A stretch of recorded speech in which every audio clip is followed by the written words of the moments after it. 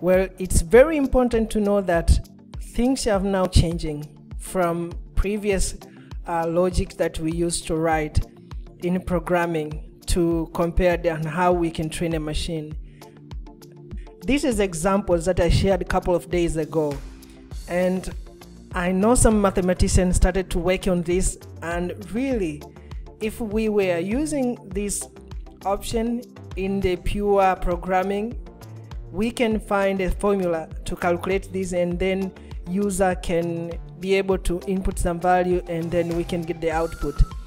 But for machine learning, then at first we have to train a machine, giving it some examples. We give it some examples of inputs, then we give examples of outputs.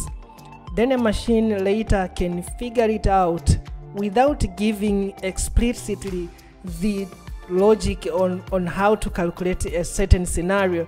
Then a machine can give you the results based on the information or based on the example you provided. I know that is making sense somehow, but if we were to use the previous logic behind, we could say that this is the formula for calculating Fahrenheit, and we can use a general formula to calculate that conversion, that is C times 1.8 plus 32. But this time around, we want to solve this challenge in different approach. Let's say the good example here, if you have some pictures of cat and dog, then you give the machine and you name it. This is the dog, this is the cat, this is dog, this is the cat, and this is the cat, this is the dog. Then later a machine, if it see a picture of a dog or cat, a machine can be able to predict based on historical data or based on the data which it's already known. Now let us take a look at the tools that I'm going to use. We are going to use TensorFlow, which is an end-to-end open source machine learning platform. And now there is a lot of things going on, and we are at TensorFlow version 2. You can see there is TensorFlow for JavaScript. Previously it was only supported for Python, but things are changing and now they're moving to JavaScript, mobile and IoT, and for production. So there is so much that you can learn for TensorFlow. Feel free to check at their website and find out more. It's now integrated with some examples for beginner, for experts, and you can learn from this example and be able to provide or give the results that you wanted. Another tool that we're going to use is Keras. Keras is high-level natural language API written in Python, but capable of running on top of TensorFlow, which we are going to use. And so it's kind of, there is somehow an integration between TensorFlow and Keras. And at version 2 of TensorFlow, this integration is made even tighter than before. So now let us jump to the code itself and see how we can be able to kind of give to train a machine so it can predict or give us a certain value. If we give some we give examples, then it can be able to predict for another value output. I think that's making an interesting to you. So I've prepared a simple logic that we're going to use, and I'm using PyCharm. PyCharm is one of the products from JetBrains, and it has an integration with Jupyter Notebook. I really love it, but feel free to use the normal Jupyter Notebook. And now that Google has a collab, so feel free also to jump to their website and try to write the code online in a browser, and it can give you the same result. For now, I think for me, I used PyCharm, but you are not tied to what I'm using currently. So the first thing that we are going to do in this application is to import some of the libraries that we are going to use to train this machine. And for this example, like I said, we are going to use TensorFlow. So I'm going to import TensorFlow and login, all of this, but the important library also, which is very important, is NumPy. So if you are ready or jumping to starting to write some machine learning, you should know very well about NumPy, because it has so many applications in machine learning. So I'm going to run this first cell, then moving to another cell. Then the second option here, we are going, the second step here is we are going to set up training data. So like I said, we want to give some examples to a machine that 40 centigrade is equal to 40 minus 40 Fahrenheit. That's it. Then we are going to say minus 10 centigrade is equal to 14 Fahrenheit. So this is some of the examples that I provided, and I check the data type to float so that it can give me also some of the value which you are going to use. And then we are going to use the enumerate function to kind of make this relationship, or tie this relationship, like minus 40 centigrade is equal to minus 40 degrees Fahrenheit. So if I run this cell, you can see this arrangement of what a simple result that I provide. So kind of to make the relationship between these values, to make sure that they are related to each other. So another thing we are going to do at the third step is to create a model. And there are a couple of models that you can use in Keras to create the layers for your model. So, and we're going to use, if you are new to machine learning, there is something called neural networks. But these neural networks, it has to be made of some layers.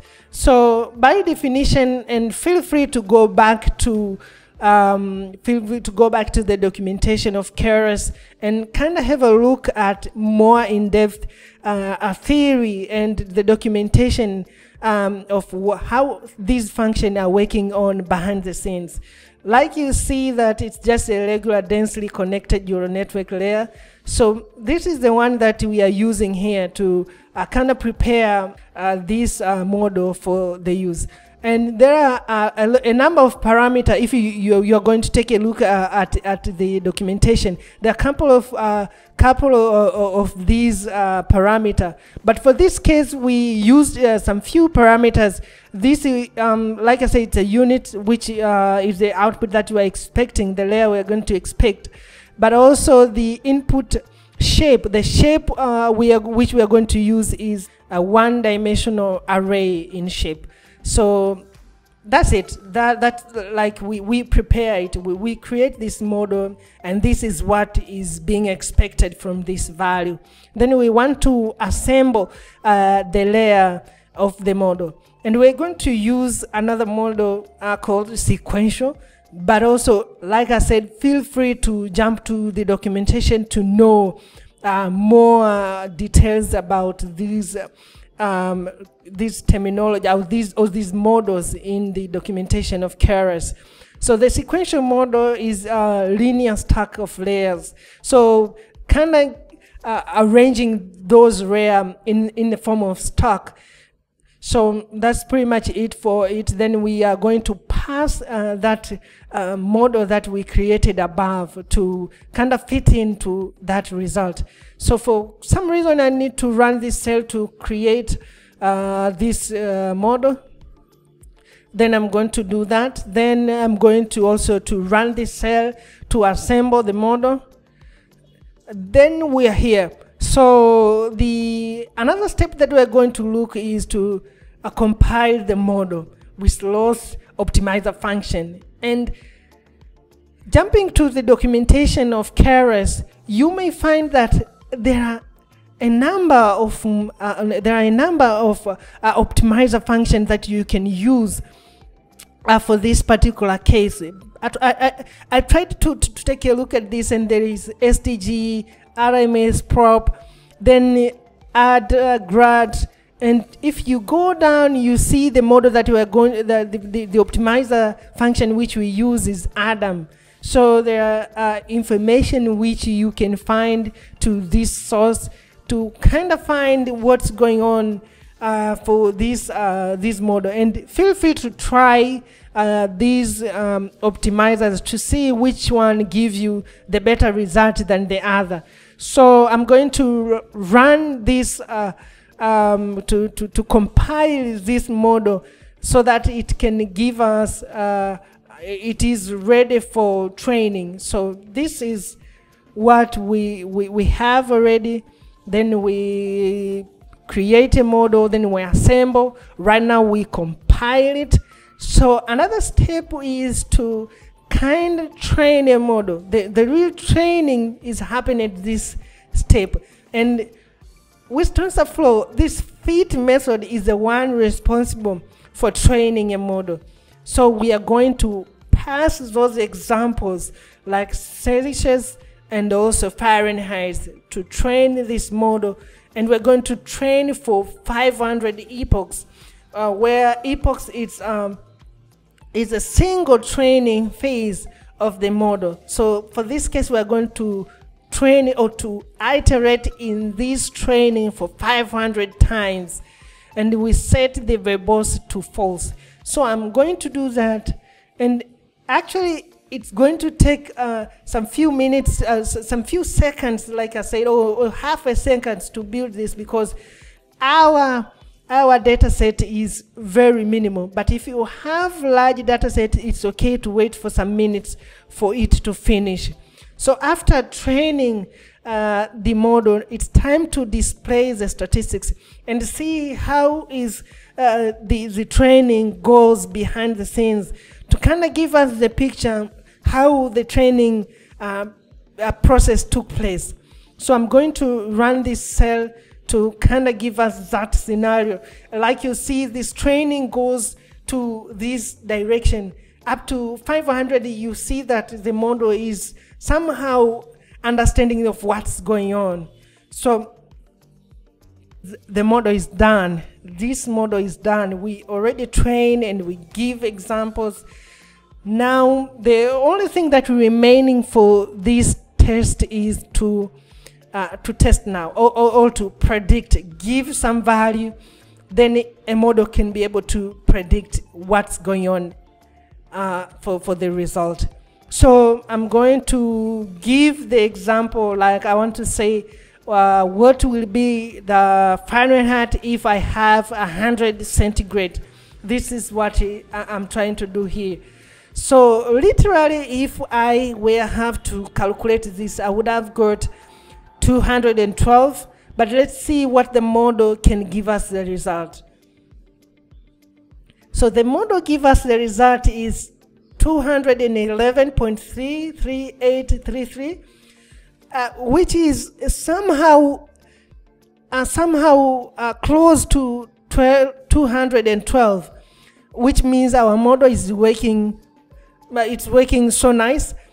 And the one thing that you should know that in building in machine learning, the result should not be exactly at the given calculation, but somehow very close to the result.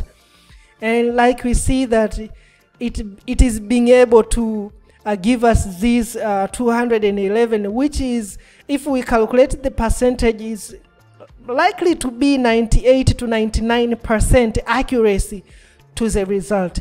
So assume that this application can go to in a prediction of diseases. So if the machine will learn your symptoms, then it can be able to predict that you are 98% or 99% having a certain disease. So in the same way, we use that model to kind of give this prediction to predict the Fahrenheit if we have been given certain centigrade or so. So that's pretty much it. That's something that I wanted to share with you. And I know that there is great opportunity along the way with the power of machine learning. And I know some of the organizations here in Tanzania are doing pretty much good job, like Sahara Ventures arranging some a community for artificial intelligence and machine learning. These are kind of initiatives that need to bring forward this area of interest, because it has so many applications in our community. But also I know some of the startup companies, some of the teams that are working on artificial intelligence here in Tanzania. Shout out to them. But also feel free to subscribe to my YouTube channel, because I will be posting new things that I learn along the way, and be able to share with you and to kind of give you what is the way forward for artificial intelligence and machine learning in Tanzania. Thank you so much for joining me. Until next time, my name is Yesaya.